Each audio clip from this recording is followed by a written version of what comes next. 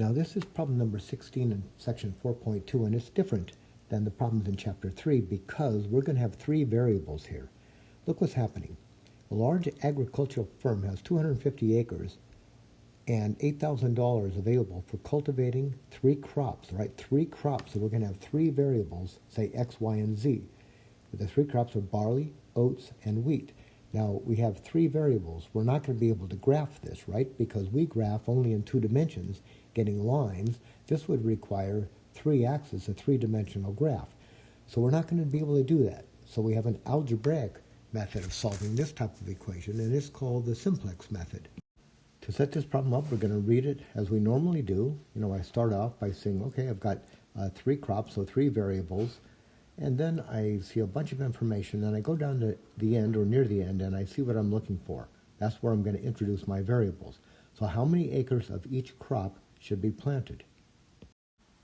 We will introduce a variable to represent the number of acres of each crop that we're going to plant.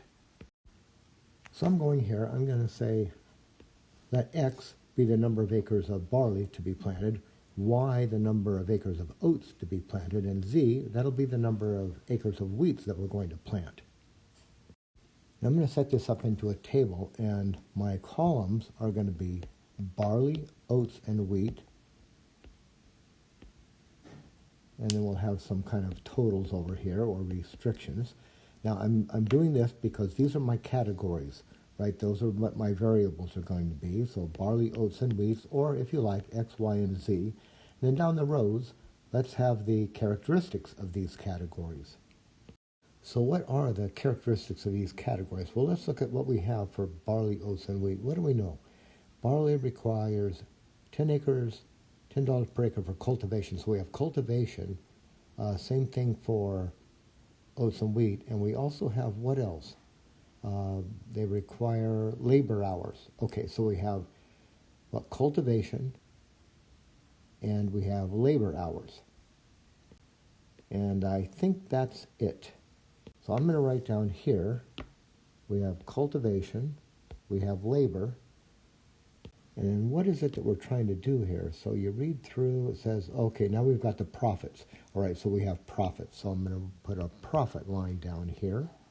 Let's build a table, and I'm just going to separate this one here. Now, what do we know about each one of these? Let's start filling it in here. So what do we know about barley? That's $10 an acre for cultivation.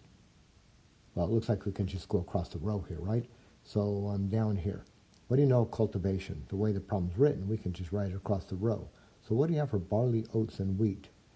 For barley, it's 10. For oats, it's 15. And for wheat, it's 12. So we're going to write 10, 15, and 12. Then what comes next? Okay, now we come to hours of labor per acre. So barley is 7, oats is 9, wheat is 8. So it's 7, 9, 8. So I'll put that right down here in this row. So 7, 9, and 8.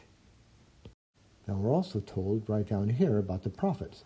So the profit per acre for each crop is, all right, barley is 60, then 75, and then 70. So that's going to go right down here in our profit row. So it's going to be 60, 75, and 70. Now there's going to be some kind of total of restrictions on here. We can't just plant unlimited numbers of acres here. So what do we know here? Well, first of all, the firm has 250 acres. Now, that's not really included in anything that I've drawn in here. So let's go to cultivation and labor, see what we can find. I'm looking through it here. Here it is. The firm has 2,100 hours available for labor. All right, so that's 2,100. Now, that's for labor, so I can put that in. Now, that doesn't mean that we have to use all of it. So I'll leave a blank here, 2,100, but it's not going to, we don't have to have it equal to. We have that much available. So the amount of labor could be less than or equal to 2,100. Now, what about this cultivation? I think that was up at the very top. At the very top, if you go to cultivation, what does it say? Well, it says a large firm has 250 acres, and there it is, $8,000 available for cultivating. All right, so that 8,000 I'm going to put right in here. I had to look through this to find all that information.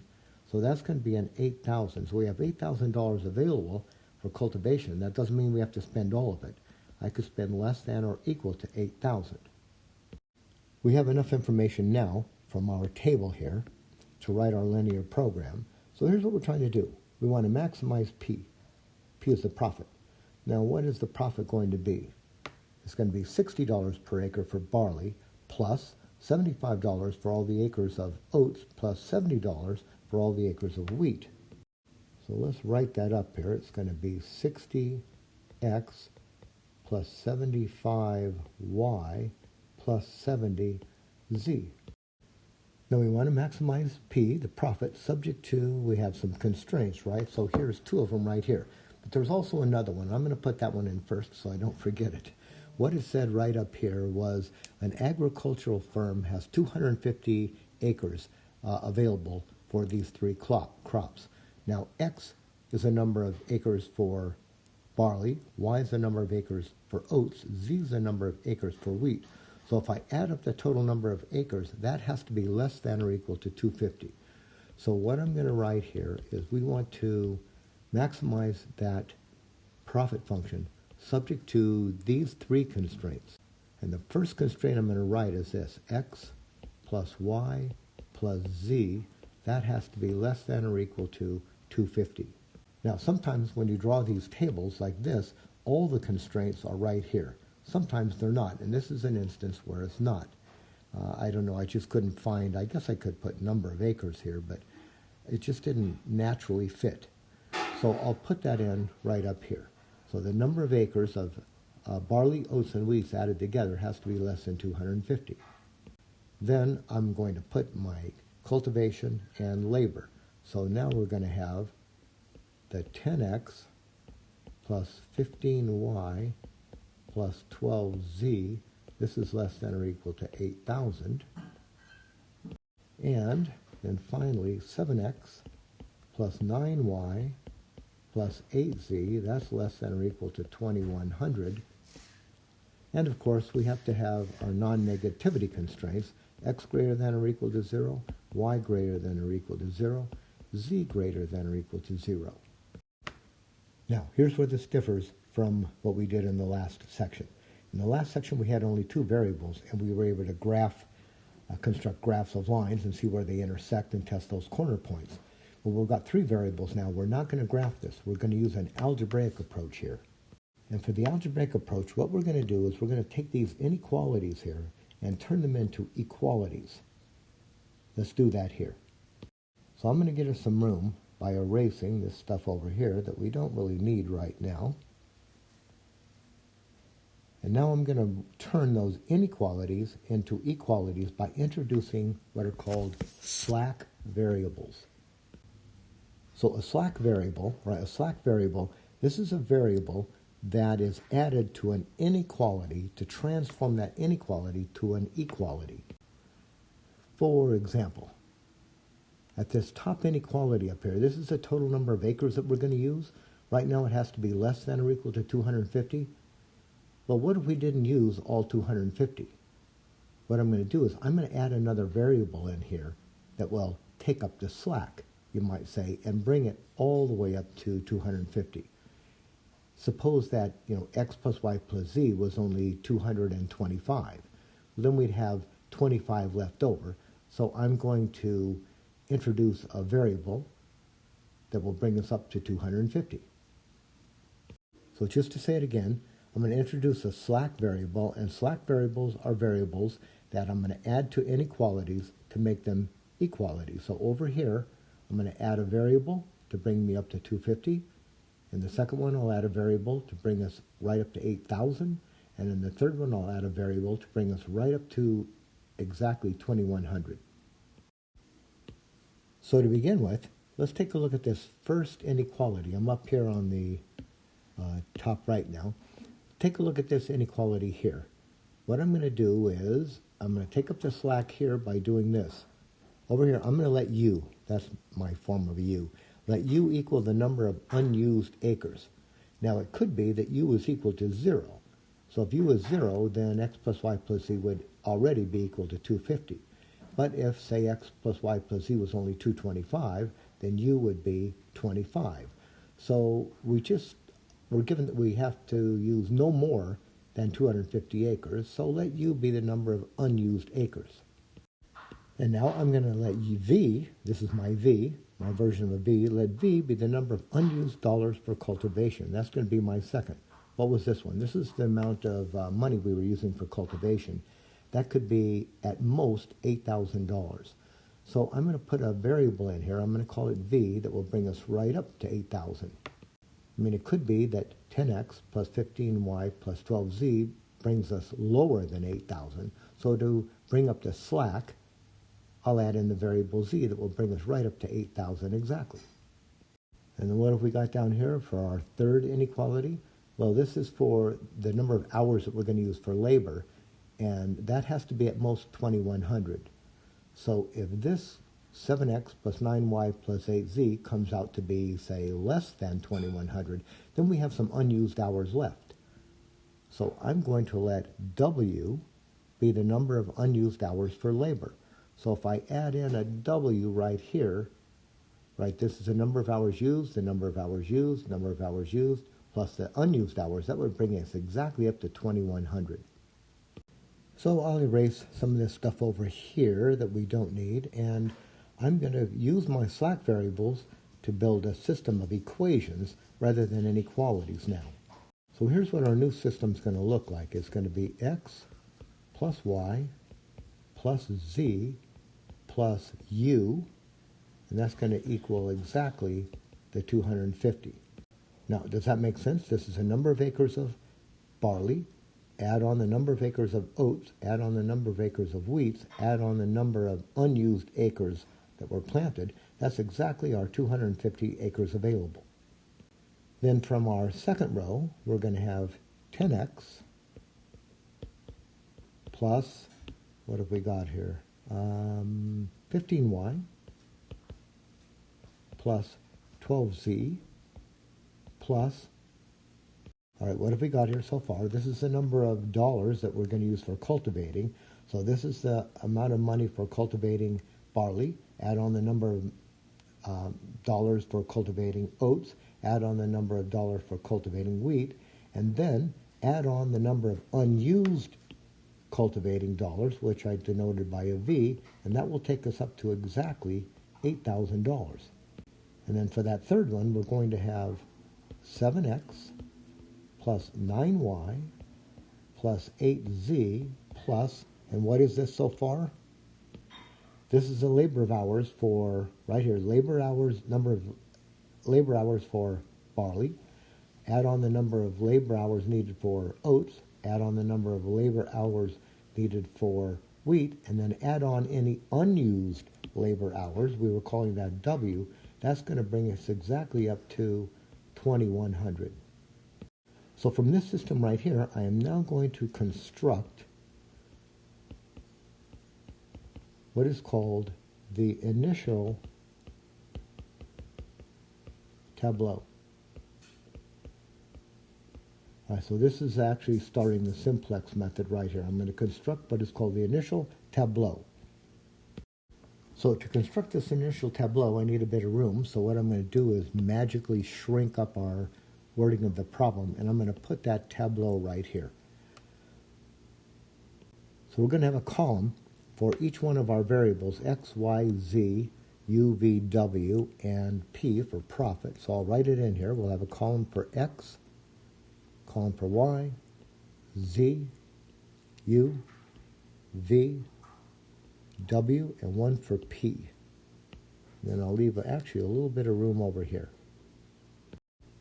And again, you can see that this is a long process and it takes up a lot of space, so I'm even going to shrink down my system over here so I have room to build my initial tableau. So once again, you can see it's a pretty long and lengthy process. It takes up a lot of space, so what I'm going to do is, again, I can magically shrink down my system so I have room to build my tableau. So I'll start the tableau by filling in the x column, and the x column is going to be the coefficients, 1, 10, and 7. So we will have a 1, a 10, and a 7. Now the y column, right, the y column over here is going to be these coefficients, a 1, 15, and 9, 1, 15, and 9. The z column is a 1, 12, and 8, 1, 12, and 8. And then what about the u column? Well, follow the u. There's only one u, right? There's no u's down here, so I could actually stretch this out. I'm putting the v over here and the w way over here, but there's only one u, no u's down here. So this is just going to be a 1. There's no u's in the second and no u's in the third. For the v's, similarly, there's no v's in the first equation. There's one v in the second, no v's in the third. And for w's, there's no w in the first, no w in the second, but there is one w in the third. Now, we need something for p here. So look at p up here. You see what form it is? I got p on the left and the variables on the right. But look down here at our system. The system has all the variables on the left and a constant on the right. So I'm going to take this p and rewrite it to look like this. Right? I'm going to rewrite it where I'm going to bring these variables to the left side. So when I do that, it's going to become negative 60x minus 75y minus 70z plus p equals 0. Do you believe it? Subtract this, you get negative 60x. Subtract this 75y, you get negative 75y. Subtract 70z, you get negative 70z, and you still have the plus p over here, and then all of that is gone, so you have 0 on this side. So on my very last row, I'm going to put in these coefficients, negative 60, negative 75, negative 70, and a 1 for the p. So let's do that down here, right? Now this over here is negative 60x, so I'll put that 60 in the x column, and I'm going to draw a line to separate my profit. So this is going to be negative 60, negative 75, negative 70. Now in that p equation here, in this equation, there's no u's, no v's, no w's, but one p. So there's no u's, no v's, no w's, but there is one p. And up here, in the first, second, and third equation, there's no p's. So this is just going to be no p's, no p's, no p's. Now I'm going to draw a line here. What goes on this side? Well, these are equations now. So that's just going to be, on the right side, these are going to be the constants. I got the 0, this one, and this one. So put them in the right order. I've got, what, 250 here, 8,000 here, and 2,100 here. Now, it's taken a lot of time and a lot of work to get us from the original statement of the problem to this initial tableau. But when you start doing these, it will not take this long, because remember what we're doing. This is the first time we've seen it, so we're explaining every step, and that takes a lot of time. Now, what I need to do is convert this initial tableau to a final tableau. And what we want to do now is use row operations to convert this initial tableau to some final tableau from which we can just read the solutions. So we can do that by using a pencil or technology. Now, I don't think we need to do this. If we were in class on campus, I could maybe show you how this works. It's long, it's tedious, lots of room for error, and really once you're outside of class, if you're ever solving any of these problems, you're not going to use a pencil. You're going to go to a software package where you're going to type in the initial problem and the answer is going to come out. We just need to know how to read it.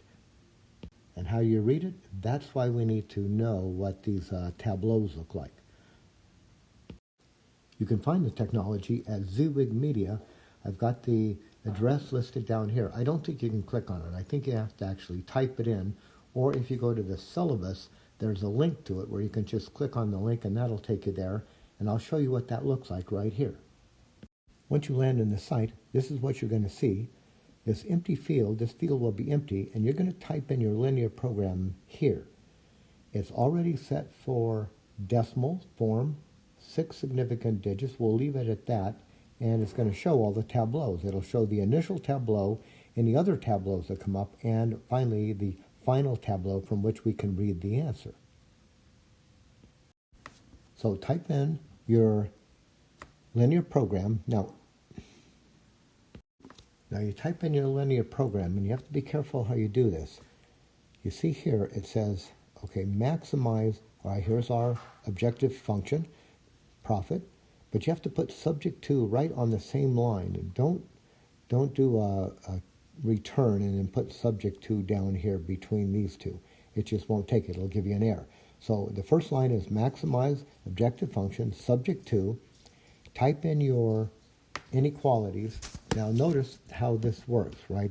This less than or equal to has to be a less than or equal to like that. That's how the computer sees it.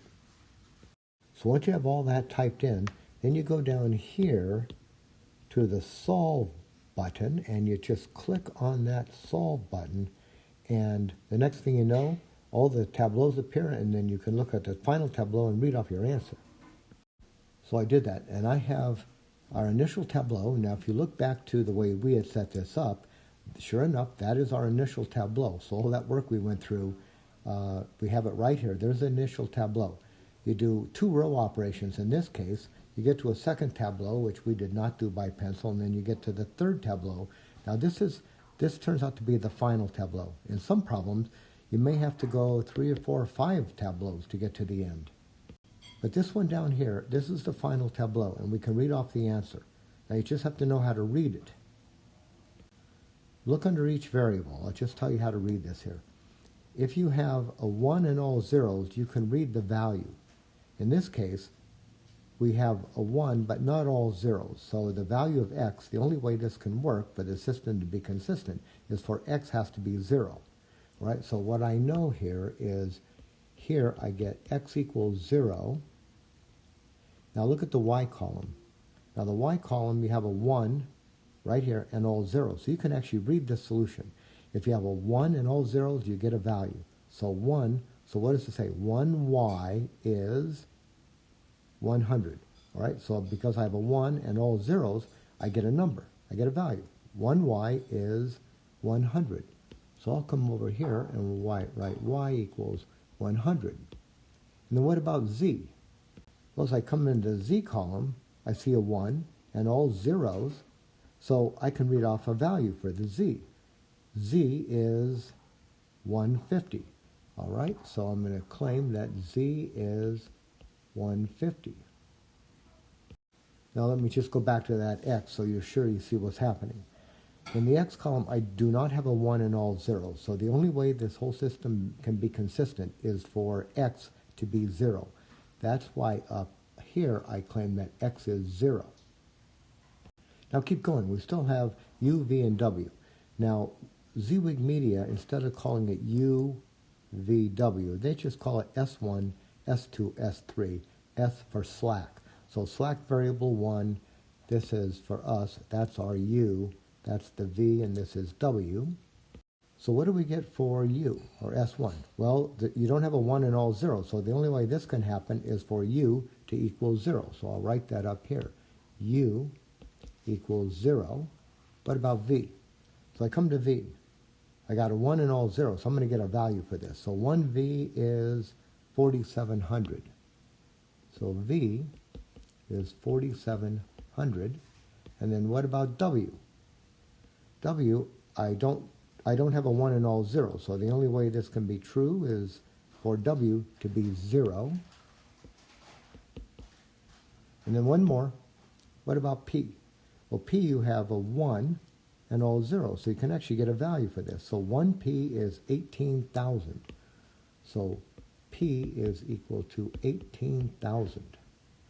So we'll put it all together. I'll write it up in a minute. But what does all this stuff mean? Well, what was x?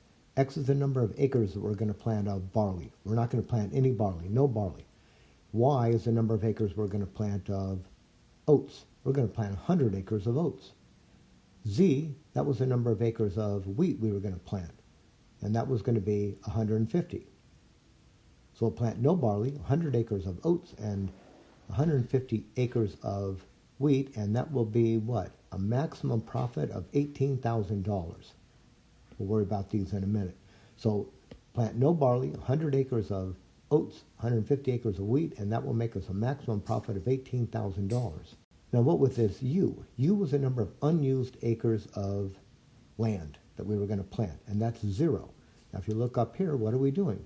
Well, we're planting 100 acres of oats and 150 acres of wheat. That's 250 acres. So we used up all the land, so there's no unused land. But what is this V? V, that was the number of dollars we had available for cultivation. We had $8,000 available, and how much is unused? $4,700.